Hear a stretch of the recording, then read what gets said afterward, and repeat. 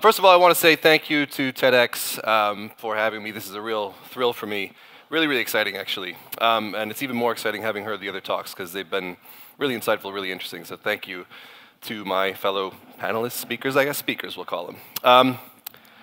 Anyway, I cook Japanese food, and I've been interested in Japanese food from a very young age.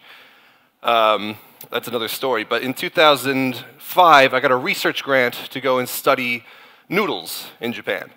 The idea was to investigate the historic and cultural differences between ramen and udon and soba.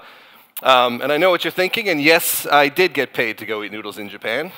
But you know, I'm American, I went to American university, and our tuition was very expensive, so I had to get something out of it other than an Asian studies degree, which is pretty useless, let's be real.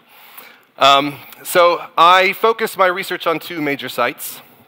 One was the Soba Museum, which you see here. These are real, these are not joke slides. The Soba Museum in a small mountain town called Togakushi, and another museum called the Ramen Museum in Yokohama. But the more I traveled around Japan, especially after I moved there in 2006, where I was on working holiday, I found more and more of these food museums all over the country, dozens, if not hundreds of them.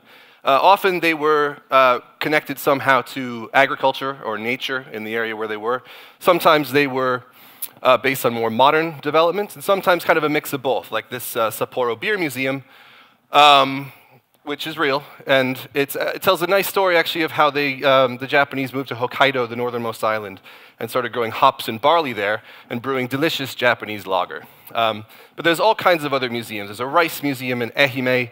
There's a tea museum and a sushi museum in Shizuoka. There is an instant ramen museum in Osaka, as well as a takoyaki museum there. A champon museum in Nagasaki. What am I missing? A salmon museum in Sapporo as well. A confection museum in Kyoto. But weirdly, Tokyo has no local food museum. There's one exception, actually sort of a half exception, which is the kind of bizarre Salt and Tobacco Museum, which is owned by Japan Tobacco. And apparently the kind of tenuous connection comes from the fact that they were once both regulated by the same government agency. And anyway, they're two very important pastimes in Japanese society, salt and tobacco, so why not? But it was weird to me, because Tokyo is known around the world for its amazing gastronomy. And Tokyo does have local specialties, things like edomae sushi. You've probably heard of this. It's delicious if you haven't tried it. Really good food. Some things you may not have heard of, like monjayaki, which is kind of hard to describe, kind of like okonomiyaki if you've had that. And I know it looks like, well, like somebody ate a bunch of cabbage and then threw up on a hot griddle. But it is really delicious. Trust me on that. So there are these foods in Tokyo that are beloved by locals. But evidently none of them are beloved enough or considered important enough to warrant an institution like a food museum. In fact, what I realized was that actually what people in Tokyo really love, or what they're most interested in, perhaps what they most identify with, aren't local foods, but actually foods from around the world, foods from elsewhere. So for example, it's really easy to get good French food in Tokyo, really easy to get good Italian food there, good Mexican food, Korean, Chinese, Thai, Indian. These are all very well represented in Tokyo. This is L'Atelier from Joël Robuchon, French chef. It's one of several Joël Robuchon restaurants in Tokyo. And also I should mention that Tokyo will have a lot of restaurants that focus on food from around Japan. This one is a izakaya selling food from Hokkaido. And actually it translates very poetically. It says something like, the flavors of the north, a travelogue with sake, something like that. And it's interesting to compare this to London as well, because London is, I think, quite similar. In Tokyo, it doesn't make a lot of sense to me, actually, because Tokyo it's not a very diverse city. It's not very pluralistic. They're actually only 3% foreign-born, the population in Tokyo, as compared to, say, Hong Kong, which is 9%. New York and London are both 37%. LA is 40%. Sydney, I learned, is 43%. And then you have oddball cities like Dubai, which is 83% foreign-born. So it makes a bit more sense in somewhere like London. And actually, I think London may be even more disconnected from its own quote-unquote local food culture. I mean, when a lot of people think about local foods in London. They may think of classic British dishes like fish and chips, or pie, or bangers and mash, you know, all this great British stuff. And in fact, whenever my friends from America or my family come to visit, they really want to have fish and chips. And I'm like, you know what? Maybe save that for the seaside, because the fish and chips in London's not that good. I try to tell them we're better off getting ramen or tacos here, because that's actually, I think, more plentiful and more delicious. But they don't listen. We get the fish and chips. They're disappointed. I say, I told you so.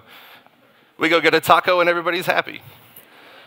But anyway, the fact that there is this sort of disconnect between cities and what you might think of as local food, and more of a connection with each other, whether they're, you know, it doesn't matter where in the world they are, it's interesting to me. And I don't fully understand it. But one thing I think is a good example of this is the Korean taco. So the Korean taco is a delicious food. We can get them at Curb, actually. No, they're not tacos, Korean burritos. There's a Korean burrito stand called kimchi-nari. It's cooked by a Swedish woman. And I think Korean burritos made by a Swedish woman is like the most London thing ever. I absolutely love it. I really, really do. But the Korean taco started in Los Angeles by a chef named Roy Choi, Korean-American. And in Los Angeles, it makes sense. It's kind of a genuine local food, because there's huge immigrant populations of Koreans and Mexicans there. And there's so much so that these have become just part of the local culinary landscape. Everybody eats Korean food in LA. Everybody eats tacos. It's just part of our culinary vocabulary there. But somehow, it's also a thing in cities that don't have these populations and don't have much precedent for Korean or Mexican food. You can get Korean tacos in New York. You can get Korean tacos in San Francisco, in Austin, in London, in Sydney, in Amsterdam, and I also found in Mumbai. This is an ad for a Korean taco special at two sister Pan-Asian restaurants in Mumbai, which is very interesting to me. And it says to me that there's an exchange of ideas, an exchange of language of food that's going between cities of the world, regardless of where they are and what their histories or their own, you know, homegrown cultures are. Now, I'm a big fan of maps. Any map fans out there? Yeah. Way. I didn't expect a response from that. But I like maps because sometimes they simplify. They help you to understand the world you live in. Like the London Tube map. Very functional, great way to understand just how poor you are, you know, by placing your home on that map. But I also like maps that have a more cultural bent, like these maps of Europe from the Atlas of Prejudice by Janko Cvetkov. To the Tomato Europe, Potato Europe map, I would say, what about patatas bravas, Janko? But that good cuisine, bad cuisine map, ooh, that cuts to the bone. But I also like maps that complicate things. I like maps that make me think about the world and see the world a little bit differently. And I've seen several of these maps that made me think, aha, I never thought of it that way in the past year. One of them is this map of economic megacities by an economist named Parag Khanna. And basically it shows the relative size of different economies within their countries. And he groups cities together because he thinks of them as one economic unit. And that's interesting to me. I never thought of that before. When I think of economies, I think of state economies in America, the economy of California, or I think of national economies. I don't usually think of them as being connected by cities or being based around cities. So seeing Los Angeles and San Francisco together like that, or the whole Boston, DC corridor, including New York, as one big unit, it's interesting to me. And look at Tokyo and Osaka in Japan. I mean, it's massively important. And that, of course, reflects the sizes of the populations, the significance of the populations there as well. I think what would be even more interesting to see is how these megacities can cross political borders.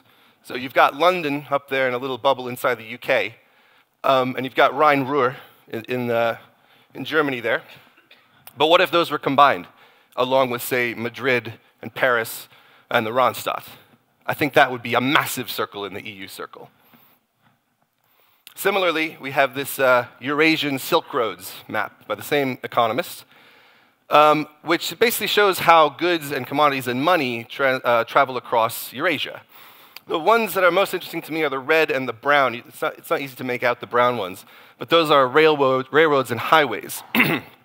because those will carry people and therefore culture as well as goods. And what's really interesting to me about this is, first of all, national boundaries are just ignored. The borders do not matter in this map. They're meaningless, basically. But also, I think what's even more interesting is how decentralized this is. You see major junctions in big cities, which are little black specks on the map. But there's no one or even two or three sort of central loci that all of these things flow in and out of. It's all over the place. We often think of globalization as something that starts in one place and then carries on from there. Like, say, Hollywood films, from Hollywood to America and then the rest of the world. Or a lot of people in East Asia, they say that Hong Kong, Shanghai, and Tokyo are the sources of globalization and global culture. But it's actually more complicated than that. Now, another map or series of maps that I've seen recently that I've been very deeply invested in are the electoral maps of the US from the last presidential election. So we talk about red and blue states, Republican and Democrat. And I've always kind of accepted that. Like, I think of, oh, Georgia, red, of course, you know. Washington, yes, blue, of course, all blue. But what's interesting about these maps, if you look at them by county, is that it's far more complicated. And there are actually basically no states that are blue except for Massachusetts, Connecticut, Vermont, and Hawaii. Every other state that goes blue only does so because of their big cities that vote that way. And when we talk about liberal and conservative in America, at least, we may as well be saying urban and non-urban. I mean, look at New York. New York, you always think of as one of the bluest of the blue states. But if it was not for New York City, it would be a red state. And a few little towns, which I guess like to smoke weed or something, upstate. Same in Illinois. Illinois, Obama's home turf. Very, very blue state, always been blue. But evidently only because of Chicago. On the flip side, you have red states, Texas. But the big cities in Texas, and there are several, Houston, Dallas, San Antonio, Austin, they all went blue. Just next to Texas, we have Louisiana, where New Orleans and Baton Rouge are like blue lagoons in a sort of jungle of red. And to the north, we have Kentucky. Absolutely blood red, totally red state, except for Louisville and Lexington, its two biggest cities. And actually, I checked all of the most populous cities in America, how they voted, and every single one of them, all of them with 500,000 people or more, actually went blue. The only exception to this is Oklahoma City, and I don't know why. Maybe they don't have any good food. You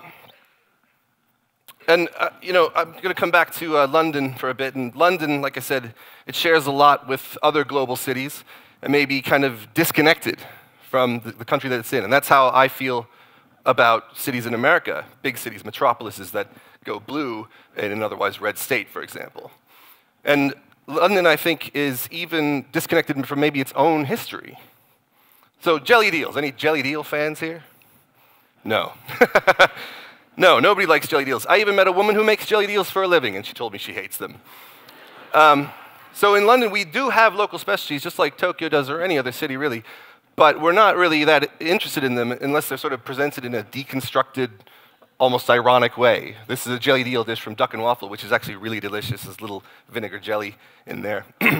And thinking about this and how cities are more connected to each other than they are to the countries that they're in kind of made me feel worried and pessimistic at first, actually. Because well, there were two things. First of all, I worried that we would see a sort of generic, homogenous food culture spreading across the world. And you actually do start to see that in some places. You go from city to city, and you see some of the same restaurants. You see McDonald's, you see Pizza Express, you see Pizza Hut. And that's sort of worrying to me. Like, are we losing something in this spread of global cuisine? I was in Dubai a couple weeks ago, and that's where this idea really struck me, because Dubai doesn't have much of an actual local population. It's only about 17% actual Emirati, so you don't get a lot of like really unique local food. Everything's sort of brought in. You get Tim Hortons from Canada, you get Applebee's from America, you get Jollibee from the Philippines. And for me, Dubai, therefore, ends up feeling a bit like an airport food court with nice weather. But the other thing that worried me is that big cities are going to feel like they need to extract themselves and be independent from the countries that they're in because they don't share a common culture anymore. They're not represented politically, which I don't want to happen. I'm sure a lot of you didn't support Brexit and voted Remain and woke up and thought, well, we'll start our own country then. Screw you, we'll do our own independence thing. I kind of felt that way. But nobody really wants that. We still have connections to the rest of the UK, even if we don't feel like it. We have family, we have friends, we have businesses that we deal with all over Britain. So nobody really wants that. But I was still feeling a bit hopeless about this and how to sort of reconcile this big cultural divide, especially thinking about food. And then I thought about my own hometown. I thought about where I grew up. I grew up in a town called Racine, Wisconsin. Small town, about 80,000 people, very white, about 2/3 white, no major immigrant population or ethnic populations there. But even so, in Racine, Wisconsin, first of all, that's where I became interested in Japanese food from watching TV. And also, if you look at some of the most popular restaurants in Racine, Wisconsin, they're Thai, they're Italian, they're Mexican, they're Chinese. Like, they're actually quite outward-looking. And this is not a cosmopolitan town, by the way. We're known mainly for our cleaning products. You guys ever use Febreze? That's us. But even the supermarket in Racine, I was shocked last time I went there because there's an aisle of, I think, world foods, they call it. You can get 3 different kinds of sriracha sauce there, and many kinds of tortillas and Latin American products. It's incredible. So I realized, it doesn't matter where you are or where you're from. In big cities, we tend to have more access to and more exposure to international foods, and so we tend to come to love them quickly and accept them quickly. But that doesn't mean that they're exclusive to us. I think quite the contrary. People all over the world, no matter where they are going to be drawn to something that's new and exotic, just like I was when I was a teenager in Racine, Wisconsin. I think, honestly, I don't know where this sort of globalized culture is going to take us, ultimately, but I do think it's going to, at least in terms of food and the things we eat, give us more in common and more of a shared language, actually. I think that deliciousness really knows no boundaries, and I believe that delicious food can bridge great cultural divides. Thank you.